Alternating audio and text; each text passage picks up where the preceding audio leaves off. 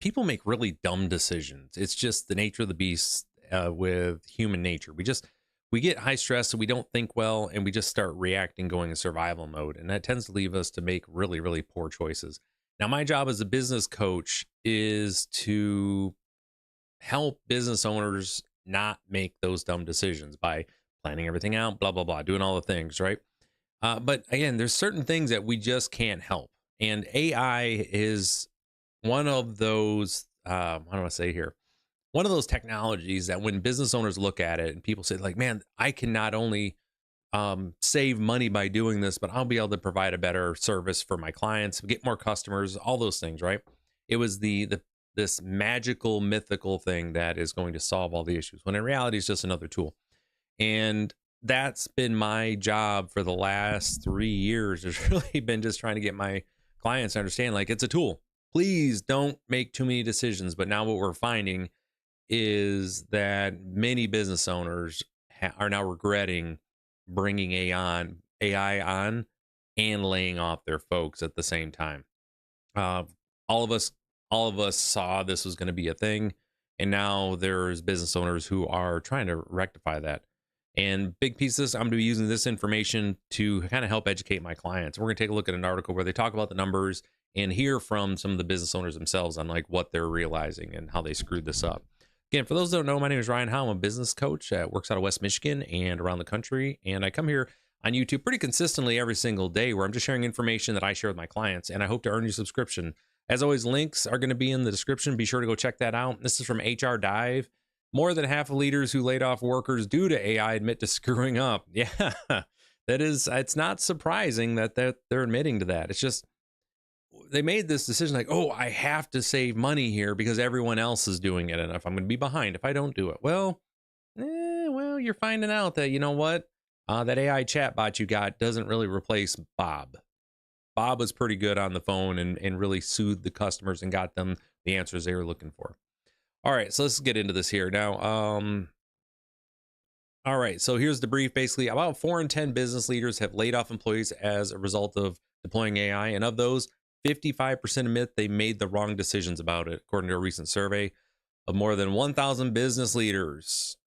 Leaders also admitted to a lack of awareness on how to implement AI. And this is key, folks. We got people that are rushing to implement AI and get it in there. It's like, we got to have it, but they don't even know how to use the dang thing and what it's for. I mean, I'm still working through Claude on how to help use it for my business to help me out. And this is months and months into it before I've even allowed it to even think about interacting with my, with any of my clients or my customers. Like, it's just, you don't do this. You got to understand what you have there.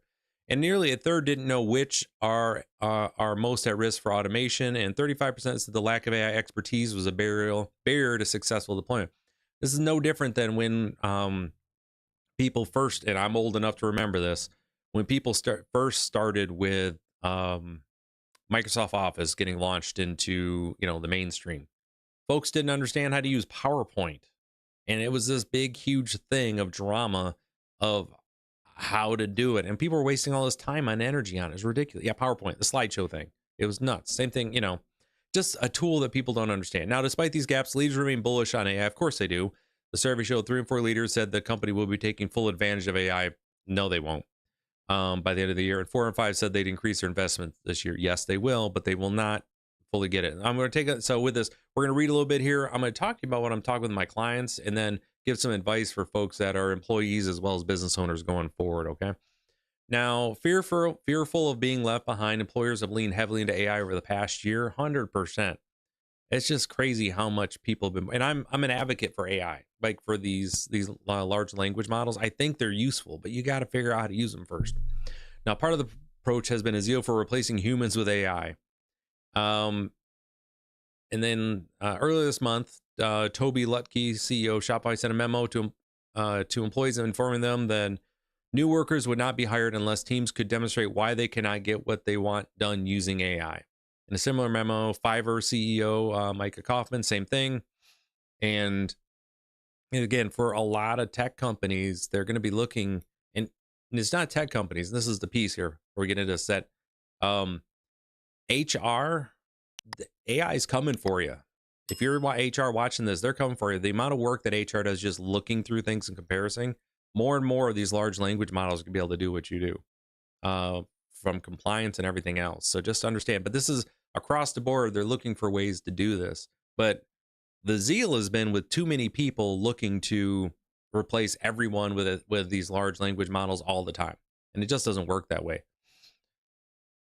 All right, so let's see here. We're facing the worst global skills shortage in a generation. Dismissing employees without a clear plan for workforce transformation is reckless. Some leaders are waking up to the fact that partnership between people and machines requires an intentional upskilling program if to see the productivity gains that AI promises. One of the issues that I've seen in manufacturing is an example, right?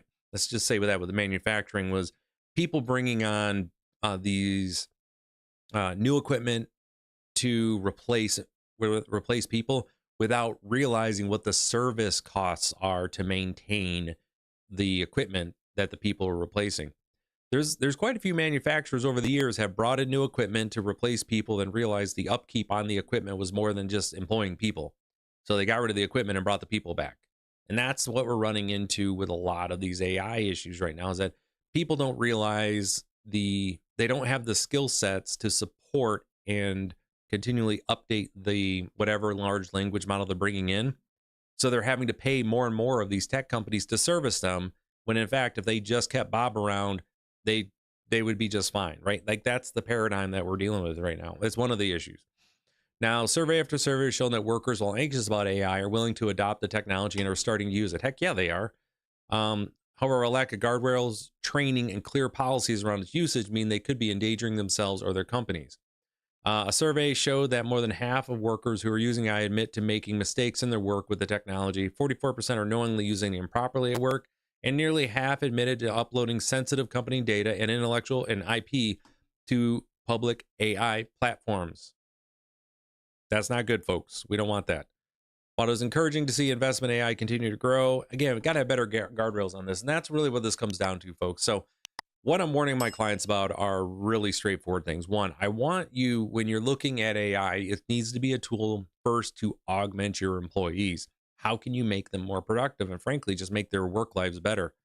Anybody here who does any sort of data analysis, man, it is so much easier just to be able to have a large language model to drop the document into and have it do all of the analysis for you and then spit it back out, right? Rather than having to go through with a highlighter and figure it all out, right? That's great. We love that.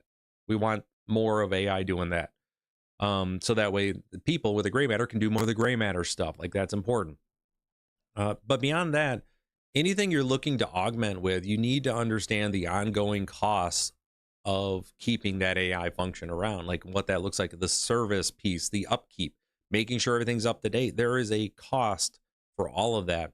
And if you as a business owner have not taken that into account, that's a problem. That's a huge problem that you need to really be thinking through. So I'm warning my clients about that. Like, yo, before you jump and leap, understand what your long-term service commitments are, because and what happens if you decide to not keep up that service. What's your replacement on that? So we are 100% with my clients. We are looking into ways to augment large language models in everywhere we can, but not to remove people. That is to take the people away from the data stuff that people shouldn't really be doing and put them more in customer and client facing things, or in areas where they can use their gray matter. And it really is a people centric type thing where we have to have the understanding piece, the empathy, where that EQ's up. Now, if you're an employee, I cannot overstate the importance of you understanding how to not just write prompts, that's important, but understand how to use those prompts to help you with your work. Make sure you understand the importance of IP, and we're not just uploading anything and everything to these